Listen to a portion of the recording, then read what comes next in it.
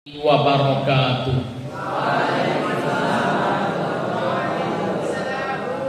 Innal hamdalillah nahmaduhu wa nasta'inuhu wa nastaghfiruh wa na'udzu billahi min sururi anfusina wa min sayyiati a'malina may yahdihillahu fala mudilla lahu wa may yudlil fala hadiya lahu. Nashhadu an la ilaha illallah wa nashhadu anna Muhammadan abduhu wa rasuluh la nabiyya wa rasula ba'da. Faqad qala ta'ala fil Qur'anil Karim ya ayyuhalladzina amanu taqullaha haqqa tuqatih wa la tamutunna illa wa antum muslimun. Wa qala nabiyuna Muhammad sallallahu alaihi wasallam fil hadits asy-syarif may yuridillahu bihi khairan yufaqihu fid din wa man salaka tariqan yaltamisu bihi ilman sahalallahu bihi tariqan ilal jannah. Amma ba'd. Anak-anakku yang dimuliakan Allah Subhanahu wa taala, puji syukur senantiasa kita haturkan atas kehadirat Allah yang telah memberikan kepada kita banyak sekali nikmat dan hidayahnya, baik itu nikmat iman, Islam, dan juga nikmat kesehatan, sehingga pada kesempatan malam hari yang hujan ini Allah masih mampukan kita untuk hadir di majelis yang mulia ini. Shalawat dan salam semoga senantiasa tercurahkan kepada junjungan Nabi besar kita Muhammad sallallahu alaihi wasallam beserta keluarganya, para sahabatnya, para tabi'in, tabi'ut tabi'in, dan seluruh pengikutnya yang senantiasa mengikuti jejak dan risalah beliau sampai yaumul qiyamah. Anak-anakku yang dimuliakan Allah Subhanahu wa taala, kita masih melanjutkan kajian kita, mulazamah kita, yaitu adab-adab ya seorang penuntut ilmu atau seorang muta'allim. Agar menuntut ilmu kita mendapatkan barokah dari Allah, maka hendaknya kita memiliki adab yang baik. Anak-anakku yang dimuliakan Allah Subhanahu wa taala, ilmu merupakan sesuatu yang sangat penting sekali. Ilmu itu akan bermanfaat bagi kita kalau ilmu kita barokah. Namun ilmu itu akan menjadi barokah kalau dalam proses menuntut ilmunya kita menggunakan adab-adab yang diajarkan oleh baginda Nabi sallallahu alaihi wasallam. Oleh karena itu para ulama mengatakan al-adab fauqal ilmi. Sesungguhnya adab itu berada di atas ilmu. Sebanyak apapun ilmu seseorang, kalau tidak memiliki adab, maka ilmunya tidak berguna. Anak-anakku yang dimuliakan Allah Subhanahu wa taala, oleh karena itu suatu hari Imam Malik rahimahullah memberikan nasihat kepada muridnya Imam Syafi'i rahimahullah, yang tatkala itu Imam Syafi'i sedang nyantri di tempatnya Imam Malik. Maka suatu hari Imam Malik berkata, "Ya Muhammad, wahai Muhammad." Muhammad adalah nama Imam Asy-Syafi'i. Nama beliau adalah Muhammad bin Idris Asy-Syafi'i. Imam Malik mengatakan, "Ya Muhammad, ij'al ilmaka milhan wa adabaka daqiqan." Kata Imam Malik, "Wahai Muhammad, jadikanlah ilmumu itu seperti garam dan jadikan adabmu seperti tepung." Anak-anakku yang dimuliakan Allah Subhanahu wa taala, sebuah nasihat yang sangat mendalam tentang pentingnya adab dalam menuntut ilmu itu. Dan seorang talibul ilmi, dia harus memiliki adab yang agung.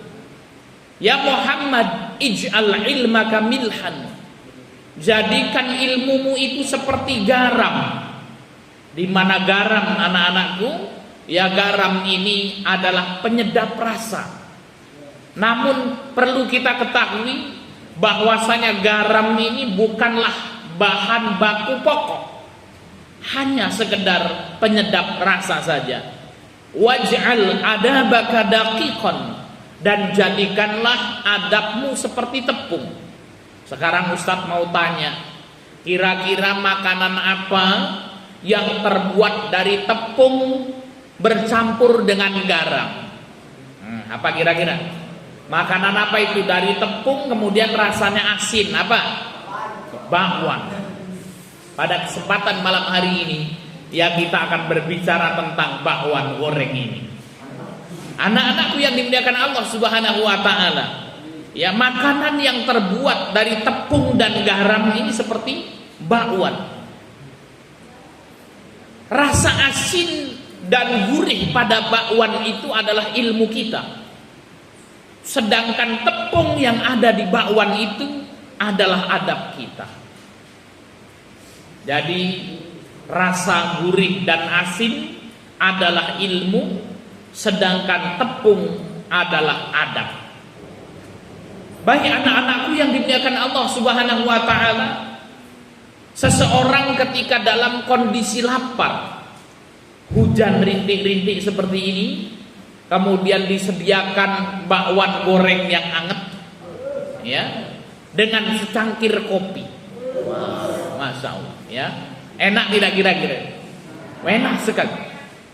Ketika kita lapar dan memakan bakwan goreng itu, kita makan rasanya lezat, rasanya gurih. Maka ya inilah perumpamaan orang yang berilmu dan orang yang beradab. Kemudian tatkala kita lapar, disediakan untuk kita bakwan goreng, namun asinnya kurang, ya. Asinya cuma sedikit. Ketika kita makan mengenyangkan, namun rasanya kurang sedikit lezat. Inilah perumpamaan orang yang beradab namun ilmunya sedikit.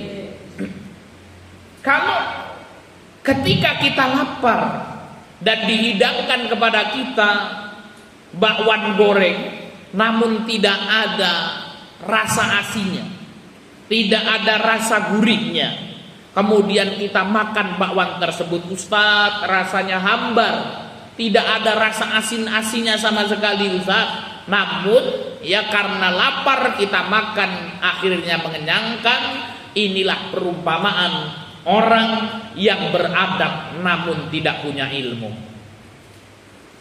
Anak-anakku yang dimuliakan Allah Subhanahu wa taala, orang yang beradab namun dia tidak punya ilmu masih mengenyangkan kalau dimakan, masih memberikan manfaat kalau ya bakwan tersebut dimakan. Kemudian yang selanjutnya dihidangkan kepada kita, tepungnya tidak ada namun sedikit garam, ya. Tadi ada orang datang kepada kita, Ustaz lapar, ya. Iya, saya lapar, gitu ya. Silakan Ustaz, ini ya dinikmati sedikit garam saja, tidak ada tepungnya. Kira-kira enak atau tidak? Tidak enak.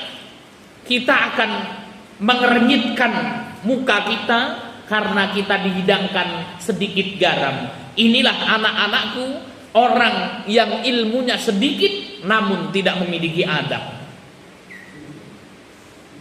Kemudian yang terakhir, ada orang yang datang kepada saya, Ustaz silahkan, ini dinikmati garam 1 ember, ya, suruh makan semua, garam 1 ember, tidak ada tepungnya, garam 1 ember, kita suruh makan, ya dihidangkan kepada kita. Kira-kira apa yang akan kita rasakan?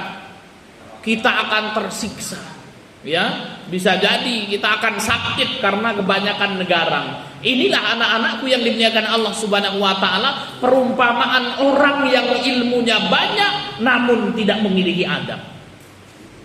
Jadi anak-anakku yang dimuliakan Allah Subhanahu wa taala, ternyata adab ini sangatlah penting. Bahkan ketika seseorang banyak ilmunya namun tidak ada adabnya, justru dia akan merusak. bukan memberikan manfaat, justru akan mendatangkan mafsadat bagi orang lain. Maka anak-anakku yang dimuliakan Allah Subhanahu wa taala, Abdullah bin Mubarak mengatakan ta'allamtu adaba arba'ina sanatan. Sungguh aku memperdalami adab selama 40 tahun. Ya. Sehingga para ulama luar biasa. Dari cara mereka menuntut ilmu, dari cara mereka takdim kepada guru-guru mereka, cara mereka menjaga adab dengan kawan yang lain, cara mereka menjaga adab di dalam majelis taklim, sehingga kemudian apa, karena adabnya ini lahirlah ulama-ulama besar seperti Imam Asy-Syafi'i, Imam Bukhari, Imam Muslim, dan imam-imam besar lainnya. Anak-anakku yang dimuliakan Allah Subhanahu wa taala, dan di antara adab seorang thalibul ilmi adalah bersikap santun, sabar, dan memiliki cita-cita yang tinggi. Maka seorang thalibul ilmi itu dilihat dari akhlaknya yang baik, dari sopan santunnya, dari kesabarannya, ya. Dan seorang thalibul ilmi harus memiliki cita-cita yang tinggi, ya. Saya bacakan, tidak puas dengan yang sedikit bila ia mampu untuk memperoleh yang banyak. Seorang thalibul ilmi, ya, dia akan berusaha semaksimal mungkin, ya, untuk mencari ilmu sebanyak-banyaknya. Bahasa Arab ia lahap, ilmu akidah ia pelajari, ilmu fikih ia pelajari. Maka para ulama mengatakan kullama zada ilmi zada ma'rifatu jahli. Setiap kali ilmuku bertambah, maka bertambah pula pengetahuanku terhadap kebodohan diriku. Jadi seorang thalibul ilmi itu semakin banyak dia mempelajari ilmu, justru tidak merasa dirinya paling pintar. Semakin banyak ilmunya, semakin merasa dirinya bodoh. Masih banyak sekali ilmu-ilmu yang belum dipelajari. Tidak menunda-nunda dalam menyibukkan diri dengan ilmu. Jadi memanfaatkan waktu kita itu sungguh-sungguh. Seorang thalibul ilmi itu, ya, setiap jamnya ia hitung, ya. Tidak ada waktunya yang sia-sia.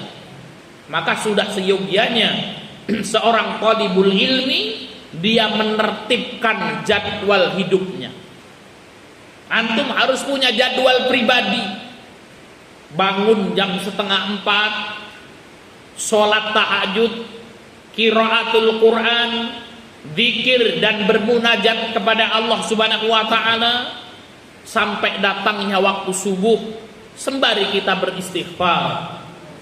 Anak-anakku yang dimuliakan Allah Subhanahu wa taala, ilmu adalah barokah, ilmu adalah cahaya. Maka semakin kita bertakwa kepada Allah, maka Allah akan mengajarkan banyak ilmu kepada kita. Wattaqullah yu'allimukumullah. Dan bertakwalah kepada Allah, niscaya Allah akan mengajarkan ilmu kepada kalian.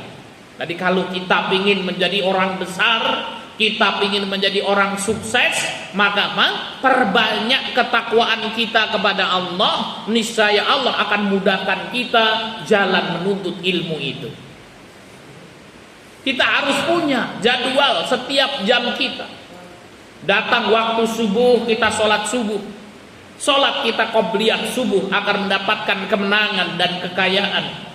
Rakaatani qoblal fajri khairu minad dunya wa ma fiha, kata Nabi.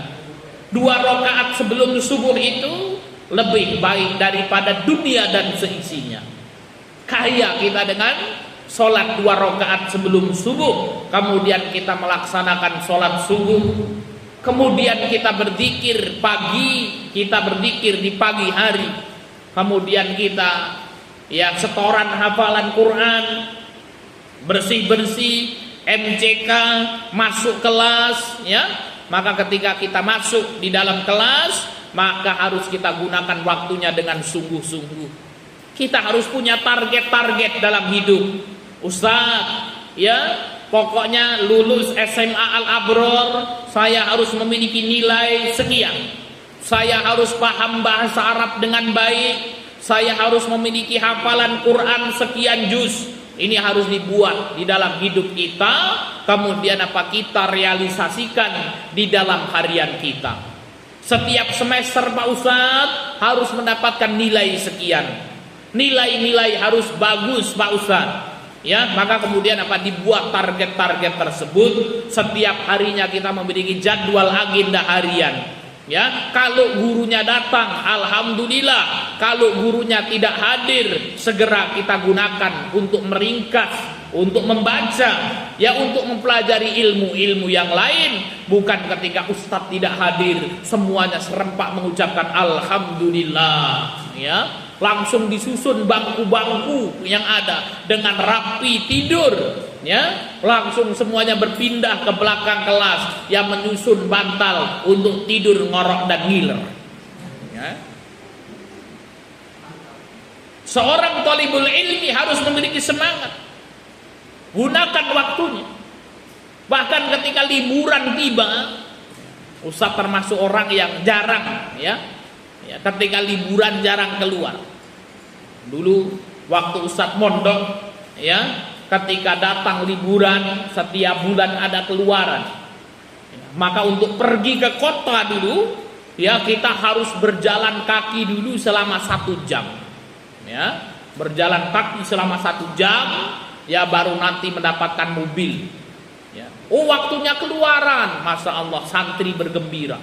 Keluarlah dia ya pergi ke Ramayana, pergi ke Tanjung Karang ya, belanja, beli sabun dan lain sebagainya, jalan-jalan. Nah Ustadz paling nggak seneng keluar. Maka yang saya lakukan, saya berada di pondok, ya saya buat ringkasan, saya membuat target-target persiapan untuk datangnya ujian. Maka ketika ujian datang, ya maka kita sudah memiliki catatan yang rapi dan lengkap. Ya, sudah kita hafal, tinggal malam hari kita mengulang apa yang telah kita hafal dan apa yang telah kita ringkas. Banyak santri-santri ketika datang ujian menggunakan sistem SKS. Apa itu SKS? Sistem kebut semalam. Ya, oh besok ujian pelajarannya banyak Ustaz. Maka kemudian lembur beli doping, katanya. Ya, beli kopi, disiapkan kompor kecil kan gitu ya untuk buat kopi. Ya, belajar sebentar saja, habis itu ngumpul buat mie. Akhirnya sampai larut malam tidak belajar, habis waktunya untuk ngobrol. Ketika besok ujian, maka kemudian apa? Karena 1 malam beberapa kitab ia pelajari, ia hafal, lupa semuanya. Ketika datang ujian ngantuk. Ya, akhirnya nilainya kecil. Anak-anakku yang dimuliakan Allah Subhanahu wa taala, ya kita harus bersungguh-sungguh memanfaatkan waktu dengan sungguh-sungguh. Dan tidak mengakhir-akhirkan usaha mencari ilmu, ya. Maka hindari kata nanti. Wah, nanti aja Pak Ustaz, kan ya. Oh, ini lulus dari pondok pesantren Al-Abror minimal 5 juz. Nanti aja Pak Ustaz, kan gitu ya. Segera hafal. Ya, target-targetnya harus segera ya diselesaikan agar Allah Subhanahu wa taala mudahkan urusan kita. Meskipun saya katakan jika ia bisa memperoleh ilmu tersebut walaupun ia mendapatkannya sejam kemudian, karena perbuatan menunda-nunda itu memiliki pengaruh negatif, dan karena pada waktu yang lain ia bisa memperoleh ilmu yang lain. Karena anak-anakku yang dimuliakan Allah Subhanahu wa taala, ketika ada ilmu yang siap untuk kita pelajari, segera kita pelajari. Ya. Maka jangan sampai kita menunda-nunda. Kita hadir di pondok pesantren ini untuk menuntut ilmu, bukan untuk tidur. Ya. Jangan banyak tidurnya. Masya Allah mendapatkan julukan Abu Naim, ya. Atau orang mengatakan Abu Naum. Hada huwa Abu Naum, kan katanya. Ya. Yanam fi kulli makan, fil masjid yanam, fil matbah la yanam. Ya, la yanamu illa fil matbah. Limada ya'kul wa yashrab walakin fil fasl yanam, fil hujrah yanam. Yanam fi ayyi makan. Muskilah hari ini. Baik anak-anakku yang dimuliakan Allah Subhanahu wa taala. Ar-Rabi ini adalah salah satu murid Imam Syafi'i rahimahullah. Beliau menuturkan, lam ara Syafi'iyya akilan binahar. Kata Imam Rabi itu murid Imam Syafi'i, la ara asy-Syafi'iyya. Sungguh aku tidak melihat Imam Syafi'i akilan binaharin, makan di siang hari. Jadi apa? Imam Rabi tidak pernah melihat Imam Syafi'i itu makan di siang hari. Wala na'iman bilailin, dan juga tidak tidur di malam hari. Coba kita bisa bayangkan, siang tidak terlihat makan, malam tidak terlihat tidur. Ngapain Ustaz? Liihtimamihi bitasnif, karena Imam Syafi'i ini sibuk untuk menulis ilmu. Masya Allah. Ya. Dialah Imam Nawawi rahimahullah yang mengatakan, sungguh selama 2 tahun tidak pernah kuletakkan punggungku di atas kasur. Ya, kenapa? Karena sibuk belajar dan menghafal. Jadi Imam Syafi'i habis waktunya bitasnif untuk menulis. Anak-anakku yang dimuliakan Allah Subhanahu wa taala, begitu luar biasanya para ulama ya memanfaatkan waktu mereka. Wala yuhammilu nafsahu mala tutiku mukhafatal malahi. Ya, ia tidak pernah memberi beban pada dirinya dengan apa yang tidak ia sanggupi karena khawatir dengan perasaan bosan. Ya, jadi ketika bosan menulis, Imam Syafi'i membaca. Ya, bosan membaca, Imam Syafi'i mudzakarah, berdiskusi. Ya. Bahkan para ulama itu ketika tidur saja, ya otaknya itu masih berpikir, ya nanti mau mengerjakan apa ini. Anak-anakku yang dimuliakan Allah Subhanahu wa taala, wa hadza yahtalifu bi ikhtilafin nas, ya. Dan hal ini membuat ia berbeda dari kebanyakan orang.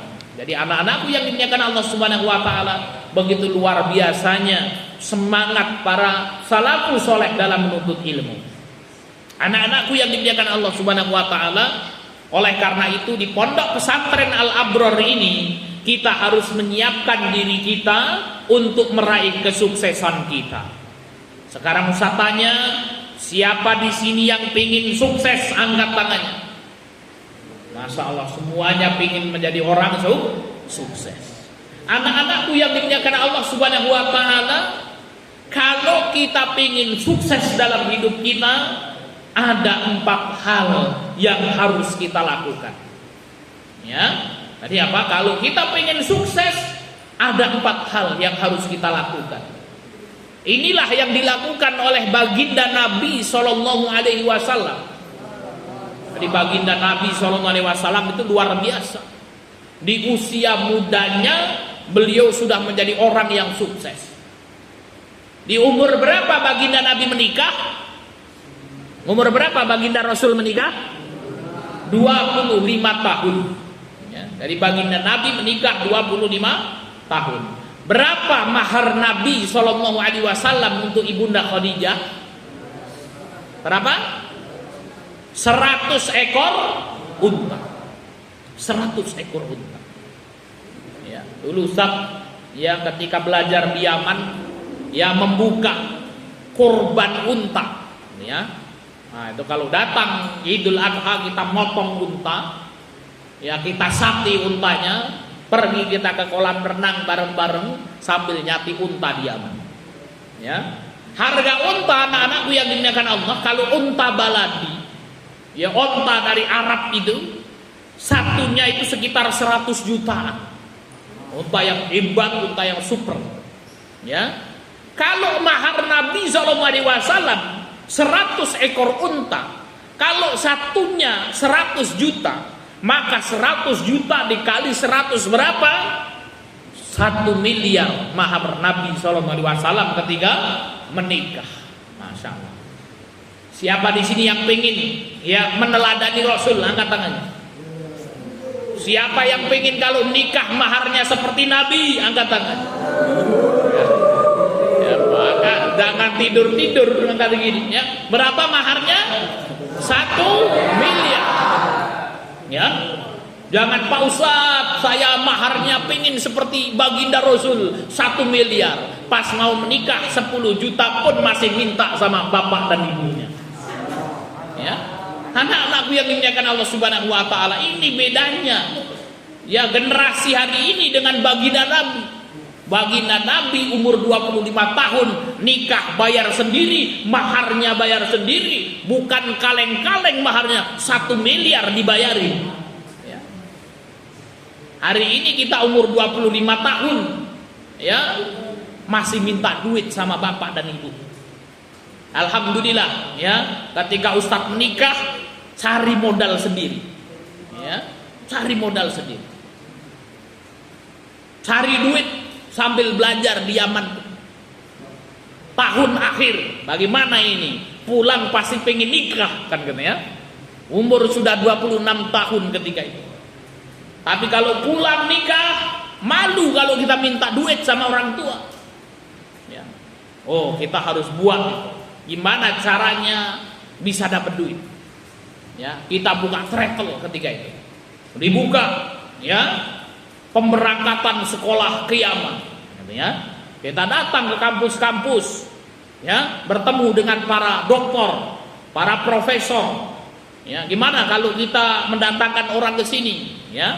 Oh bisa, ya kita jalin kerjasama. Kita berangkatkan ketika itu 20 orang, ya, 20 orang berangkat. Ada kawan ustadz. Kalau memberangkatkan orang, satu orangnya diambil uang 40 juta. Pengurusan itu sekitar 20 jutaan. Ini saya tahu ini, Masya Allah ini untung satu orang berapa juta? 20 juta. Kalau bawa 10 orang berapa juta itu? Hah? 20 kali 100 berapa? 200 juta dapat untung. Ya. Namun kemudian Ustadz tidak melakukan seperti itu. Ya, banyak tolabul ilmi yang ketika mau berangkat ke Yaman, Ustadz, tolong dibuatkan surat. Saya bilang, surat apa ya, akhi? Ya surat kalau saya akan sekolah di Yaman, saya mau cari duit dulu, Ustadz. Keliling ke masjid-masjid, ya, mereka mengambil uang dari jamaah meminta bantuan. Waduh. Kalau seperti ini caranya, mau kita ambil untungnya 20 juta, kasihan kita. Maka kemudian kita urus mereka, dan satu orangnya cuma kita ambil $100. $100 ketika itu 1 juta, ya 200, 1 juta 300. Kita masukkan orang, ya kita urusin, dapat duit dolar. Ya. Wah, kita susun dolarnya, ya kita jalan-jalan dulu. Sebelum pulang ke Indonesia harus keliling-keliling dulu. Berangkat kita dari Yaman menuju Oman. Oh, di sini ada Sultan Qaboos, ya. Ya, kita keliling ke pasar-pasar Oman. Dari Oman kita pergi ke Qatar. Ya, keliling kita ke Qatar. Dari Qatar kita pergi ke Kuala Lumpur. Ya. Di Kuala Lumpur kita pergi ke Kuala Terengganu. Ya, putar-putar di Malaysia, kita pulang sampai rumah, dolar kita tukarkan, menikah kita. Ya. Anak-anakku yang dimuliakan Allah Subhanahu wa taala, alhamdulillah. Jadi kita harus mandiri. Baginda Nabi SAW mengajarkan kepada kita kemandirian. Maka kalau kita ingin sukses seperti baginda Nabi, ada 4 hal yang harus kita kerjakan. Yang pertama, kita perbaiki karakter kita. Apa? Harus memiliki karakter yang baik. 1. Harus memiliki karakter yang baik. Apa itu karakter yang baik? Yang pertama, kejujuran. Kita harus jujur, tidak boleh bohong. Ustadz, izin tidak masuk sekolah. Kenapa tidak masuk? Marid, Ustaz. Ya, marid fi sobah. Wa ba'da dzuhur mubasyarah, ya ayakuna sihatan tamatan. Ya. Pagi sakit, ya, ba'da dzuhur sehat wal afiyah. Dan yang sangat menakjubkan ini, santri-santri ini luar biasa. Kalau pas datang liburan, tidak ada satu santri pun yang sakit. Ya. Oh, ini keluaran liburan, pulang ke rumah, Ustaz sakit Ustaz, ya nggak mau pergi liburan. Ya. Semuanya sehat. Ya. Namun kalau pagi hari waktu belajar, mari, ya. Maka anak-anakku yang dimuliakan Allah harus jujur kita. Tidak boleh kita berbohong. Tidak mengerjakan PR, masyghul Ustaz, gitu ya. Apa masyghulnya? Ya, seorang talibul ilmi masyghulnya bil ilmi, dengan belajar, bidirosah. Ya. Maka harus punya kejujuran. Yang kedua, kerja keras. Orang kalau ingin sukses harus bekerja keras. Tidak boleh males-malesan. Anak-anakku yang dimuliakan Allah Subhanahu wa taala, males itu adalah sesuatu yang sangat menghancurkan. Malesmu akan membunuhmu. Ya, orang kalau males pasti dia akan bodoh. Kenapa? Dia tidak males belajar, ya. Sehingga kemudian apa? Dia akan menjadi orang yang bodoh. Orang kalau sudah bodoh, dia tidak dimanfaatkan oleh banyak orang. Karena tidak bisa apa-apa. Ya. Tidak bisa dimanfaatkan oleh orang, tidak bisa apa-apa. Dia tidak produktif. Ya, dia tidak bisa menghasilkan manfaat. Ketika seorang sudah tidak produktif, maka dia tidak punya uang. Jadinya miskin. Ya. Ini kita sampaikan agar antum semangat belajar. Pak Ustadz, miskin kaya kan sudah takdir Allah Subhanahu wa taala. Betul. Namun kemudian apa, kita memiliki pilihan untuk kaya ataupun miskin. Anak-anakku yang dimuliakan Allah Subhanahu wa taala, kalau kita rajin, maka kita akan pandai. Kalau orang pandai, dia akan memberikan manfaat bagi orang lain, dia akan produktif, dan Allah akan datangkan banyak rizki kepadanya. Ingat anak-anakku yang dimuliakan Allah, jangan sampai kita malas. Karena malasmu akan membunuhmu. Malasmu akan menyengsarakan banyak orang. Belajar malas, tidak bekerja keras, akhirnya bodoh. Sudah bodoh, tidak punya duit. Sudah tidak punya duit, menikah pula. Pengen mencari akhwat yang solehah, hafidhoh, jamilah. Habis nikah, karena dia bodoh, dia tidak punya ilmu, anaknya 20. Tidak punya duit, tidak produktif. Akhirnya istrinya sengsara, anak-anaknya pun juga sengsara. Anak-anakku yang dimuliakan Allah Subhanahu wa taala, siapa yang pengen seperti ini? Angkat tangannya. Gak ada. Kalau antum rajin, bekerja keras, antum pinter, antum kaya, ya, istrinya 4, anaknya 40, tapi duitnya banyak, profesor, doktor semuanya, bangkit menjadi umat yang hebat. Fa inni mukatsirum bikumul umam yaumal qiyamah, kata Nabi. Sesungguhnya apa? Aku berbangga dengan banyaknya umatku pada hari kiamat. Jadi bos, berilmu, profesor, doktor, banyak duitnya, banyak memberi. Siapa yang ingin seperti ini? Angkat tangannya. Masya Allah. Semuanya mengangkat tangan. Ya, oleh karena itu kita harus semangat dalam belajar. Jangan males-malesan. Menyesal anak-anakku yang dimuliakan Allah Subhanahu wa taala. Males masuk pondok Pak Ustaz, ya. Masduk, kan gitu ya, semuanya tobur kan ya. Maka anak-anakku yang dimuliakan Allah Subhanahu wa taala, kita harus memiliki karakter yang baik itu tadi, kerja keras. Sudah masuk Isya? Berapa menit lagi? 4 menit lagi. 3 menit. Ya, nanti kalau sudah masuk Isya berbunyi tidak ini? Nah, berbunyi.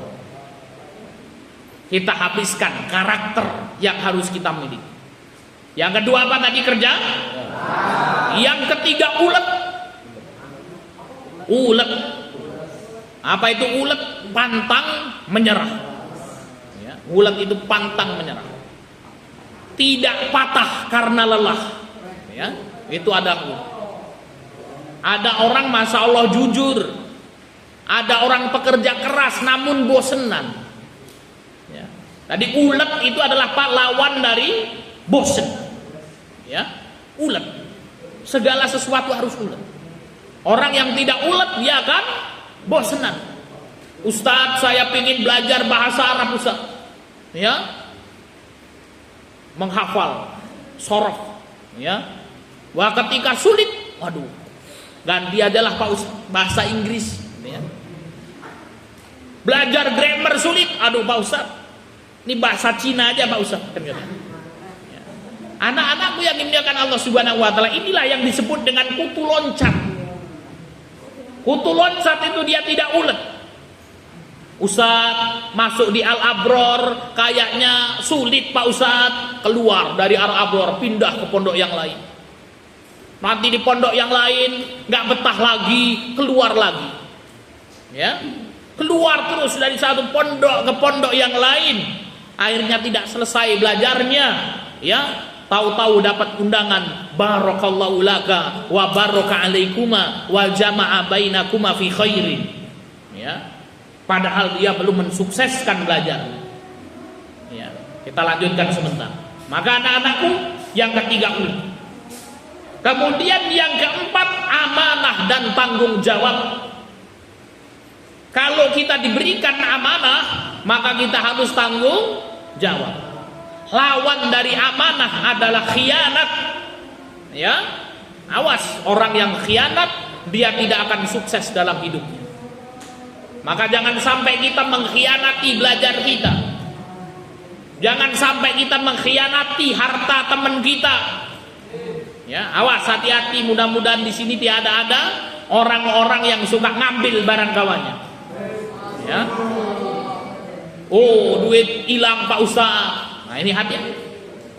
Jajan di koperasi, ya, ambil dia susu kedelai namun tidak dibayar. Gorengan 5, ngomongnya 2. Nah, ini awas, hati-hati. Ini orang-orang yang tidak amanah. Ya, orang yang tidak amanah dia tidak akan berhasil. Kemudian yang kelima, loyalitas.